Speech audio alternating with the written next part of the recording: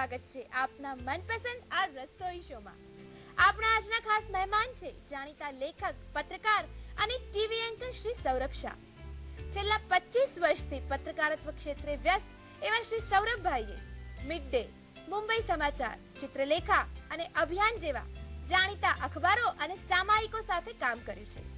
તેમણે અત્યાર સુધી 10 થી પણ વધુ પુસ્તકો લખ્યા છે, જેમાં નિબંધ સંગ્રહ, નવલકથાઓ જેવા વિષયો ગોથાયેલા છે. તો ચાલો મળીએ શ્રી સૌરભભાઈને. સૌરભભાઈ, સ્વાગત છે આપનું રસોઈ શોમાં. સૌરભભાઈ, તમે લખવાની શરૂઆત કયા સમયથી કરી? હું કોલેજમાં હતો એ ગાળાથી કવિતાઓ લખતો, ટૂંકી વાર્તાઓ લખતો, અને તે વખતે નિરંજન ભગત, સુરેશ દલાલ બધા તંત્રીઓ સારા સારા કવિતાના મેગેઝિનોના એ બધી કવિતાઓને બધું છાપતા, ટૂંકી વાર્તાઓ થોડીક છાપતા. તમે લખેલું પહેલું પુસ્તક કયું? પહેલું પુસ્તક મેં બહુ મોડું પ્રગટ કર્યું. એનું નામ પ્રિય જિંદગી. એમાં અંગત નિબંધો છે. મેં સ્વામી સચ્ચિદાનંદને અર્પણ કર્યું છે પુસ્તક, ક્રાંતિકારી સાધુ આપણા ગુંતાલીના. અને આજકાલ આપ દરરોજ સવારે ઈટીવી ઉપર એક ટીવી એન્કર તરીકે દેખાવ છો, તો તમે કેવું ફીલ કરો છો? આખું એક નવું માધ્યમ છે. ઇલેક્ટ્રોનિક મીડિયામાં મારો પ્રવેશ, આમ તો તે વખતે દૂરદર્શનની એક જ ચેનલ આવતી કોલેજના ગાળામાં, અને યુવદર્શન ને એવા બધા નાના મોટા કાર્યક્રમો હોય, એટલે એ ઇલેક્ટ્રોનિક માધ્યમનો એવો નાનો મોટો અનુભવ ખરો. પણ હવે જે ઈટીવી પર સંવાદ આવે છે એમાં મને મજા એટલી બધી આવે છે કે અલગ અલગ ઘણા બધા ક્ષેત્રોની વ્યક્તિઓને મળવાનું, પ્લસ એ લોકોને નિશ્ચિત સમયમાં મારે એમની જે બી ખૂબીઓ છે એ બધી બહાર લાવવાની. ઇન્ટરવ્યુમાં મને એક ખાસ ગમે એ વસ્તુ કે ઇન્ટરવ્યુ બે પ્રકારના હોય. કાં તો તમે વ્યક્તિને ખુલ્લા પાડી શકો, કાં તો વ્યક્તિને તમે ખોલી શકો.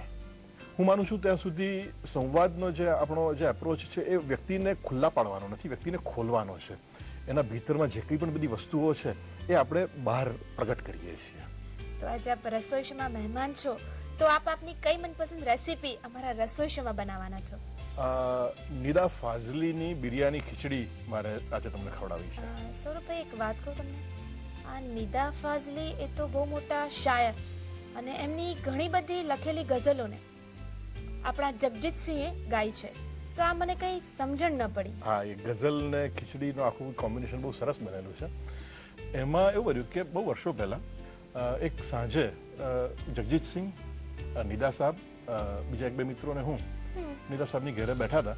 અમે બધાએ કીધું કે નિદા સાહેબ, અમને ભૂખ બહુ લાગી છે અને કંઈક ખવડાવો.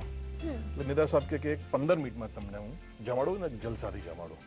અને 15 જ મિનિટમાં, એક્ઝેક્ટલી 15 મિનિટમાં એમણે જે આખું સ્પ્રેડ અમારા માટે તૈયાર કર્યું, અમે ચકિત થઈ ગયા કે એકલે હાથે આટલી બધી કેવી રીતે સરસ વસ્તુઓ બનાવી દીધી. 2-4 દિવસ પછી મેં ઘરે મારા પત્નીને કહ્યું કે આવી રીતે કંઈક નિદા સાહેબની ત્યાં ખાધેલું તો કંઈક બનાવો એમ.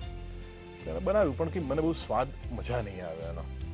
તો એક દિવસ મેં ફોન કરીને પૂછ્યું કે મને હવે આની તમે રેસીપી આપો. નિદા સાહેબ જરાક આમ વડીલ છે, લાડ કરે કે આવી રીતે કંઈ રેસીપી થોડી અપાય, તું શેર લઈ જા, પણ રેસીપી નહીં આપું તને. એટલે મેં એમને વચન આપ્યું કે નિદા સાહેબ, હું તમને વચન આપું છું કે જ્યારે જ્યારે આ રેસીપી હું બનાવીશ મારી આગળ, મારી ઘરે, મારા મિત્રોમાં, ત્યારે ત્યારે હું તમારું નામ જરૂર લઈશ. એટલે હવે આ કોપીરાઇટ નિદા સાહેબનો છે એનો. તો ચાલો આપણે શરૂઆત કરીશું. ચોક્કસ.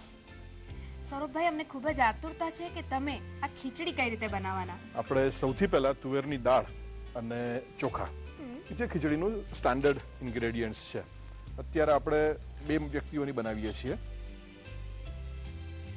એટલે પહેલા આપણે તુવેરની દાળ નાખી, અને જેટલી દાળ એટલા ચોખા, અને પાણી જેટલા, 1 વાડકો સમજો કે આપણે ચોખા લીધા છે તો લગભગ 3 વાડકા જેટલું પાણી આપણે પૂરતું થઈ જાય. થોડીક છૂટી ખીચડી હોય તો ભાવે આપણને. એમાં થોડીક હળદર, સહેજ મીઠું, બટાકા અને કાંદા નાખવાના છે આમાં. લગભગ 1 બટાકું છે, આપણે નાખી દઈએ આમાં. એ જ રીતે કાંદા પણ લગભગ 1 આખો કાંદો આમાં નાખી દઈએ. આટલું થઈ ગયું. હવે આપણે વઘાર કરવો પડશે. વઘારમાં ઘી થોડુંક વધારે લઈએ છીએ. થોડીક આપણે પહેલા રાઈ નાખી દઈએ એમાં. 3-4 લવિંગ. તેજાના પણ આમાં આપણે તેજાના વાપરીએ છીએ આપણે. એક નાનકડા તજનો ટુકડો નાખી દીધો અંદર આપણે.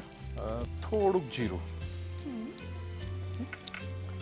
સહેજ મરી, અને આ છેલ્લે હિંગ નાખ્યા પછી 2 વઘારિયા મરચા તોડીને નાખી દો. તમે વધારે તીખું બનાવવું હોય તો થોડાક લીલા મરચા અંદર ઉમેરો, એકદમ ટેસ્ટી બની જશે.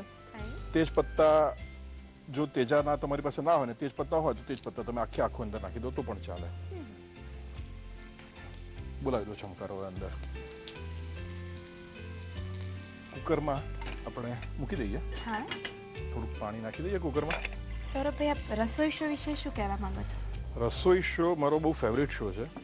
અમારા ઘરમાં એમ કહેવાય કે સવારે સંવાદ અને બપોરે 2 વાગે રસોઈ શો. અને મારા બાળકો નકલ કરે કે અમે સંવાદમાં કહીએ ને કે થોડોક વાદ, થોડોક વિવાદ અને ખૂબ બધો હુંફાળો સંવાદ. તો લોકો કહે કે ભાઈ આમ થોડોક વઘાર, થોડીક વિસલ અને ખૂબ બધી લસણની ચટણી કે એટલે રસોઈ શો કે. બરાબર. આપણે આમાં મૂકી દીધું. પછી આપણે કુકર બંધ કરીને એ નોર્મલ ખીચડી બનતા લગભગ આપણને 10 મિનિટનો કુલ સમય લાગે છે. 5 મિનિટ લગભગ પ્રિપેરેશન નહીં લાગી.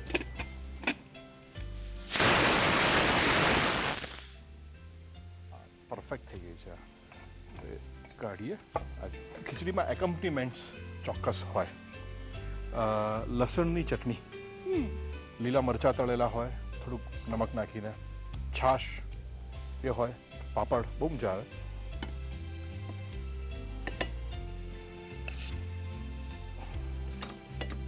તો કાનનબેન, આ તૈયાર છે નિદા ફાઝલીની બિરયાની ખીચડી. નિદા ફાઝલીની ખીચડી બનાવવા માટે આપણને જોઈશે તુવેરની દાળ 200 ગ્રામ, ચોખા 200 ગ્રામ, હળદર 1 ચમચી, મીઠું સ્વાદ અનુસાર, રાઈ 1 ચમચી, તજ 4 ટુકડા, લવિંગ 4 નંગ, જીરું 1 ચમચી, મરી 1 ચમચી, હિંગ 1 ચમચી, બટાટા 1 નંગ, ડુંગળી 1 નંગ, સૂકા લાલ મરચા 3 નંગ, લીલા મરચા 3 નંગ, ઘી 2 ચમચા, તમાલપત્ર 3 નંગ. નિદા ફાઝલીની ખીચડી બનાવવા માટેની પદ્ધતિ: સૌપ્રથમ પલાળેલી તુવેરની દાળ લો, તેમાં પલાળેલા ચોખા લો અને પાણી ઉમેરો. હવે તેમાં હળદર, મીઠું, મોટા સમારેલા બટાટા અને ડુંગળી ઉમેરો. એક વઘારિયામાં ઘી લો, તેમાં રાઈ, લવિંગ, તજ, જીરું, મરી, હિંગ અને સૂકા લાલ મરચા તથા લીલા મરચા ઉમેરો. આ વઘાર આવી જાય એટલે તેને તપેલીમાં રેડી દો. એક કુકરમાં મૂકી અને 4 સીટી થાય ત્યાં સુધી પકાવો. લસણની ચટણી, સાંતળેલા મરચા, છાશ અને પાપડ સાથે ખીચડીની મજા જ કંઈક ઓર આવશે. દર્શક મિત્રો, સૌરભભાઈએ આપણી સાથે આટલી સુંદર વાતો કરી અને તેમના મિત્રોના સંસ્મરણો જેવી સુંદર અને સ્વાદિષ્ટ ખીચડી શીખવી. તો તમને કેવી લાગી?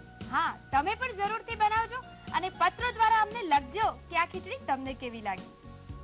સૌરભભાઈ, આપ અહીંયા આવ્યા અને આટલી સરસ વાતો કરી અમારી સાથે અને ખાસ કરીને આટલી સરસ વાનગી પણ અમને શીખવી, એના માટે ગુજરાતની પ્રખ્યાત હિંગ મજેદાર હિંગ તરફથી તમને આ નાનકડું નજરાણું. Thank you very much Kananben.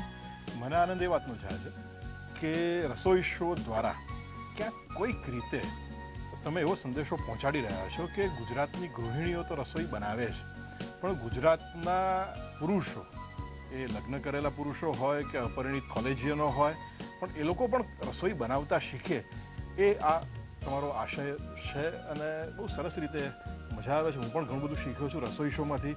હમણાં જ વચ્ચે બારોટ આવ્યા હતા, એમણે દહીંની તિખારી શીખવાડી હતી, તો મેં બનાવવાનું ચાલુ કરી દીધું છે. એટલે રસોઈ શોનો ખૂબ ખૂબ આભાર. ધન્યવાદ. તો દર્શક મિત્રો, આપ પણ અમારા રસોઈ શોમાં ભાગ લઈ શકો છો. આપની ઈચ્છાને અમે સફળ બનાવીશું. તો આજે જ લખી મોકલો તમારી અનોખી રેસીપી.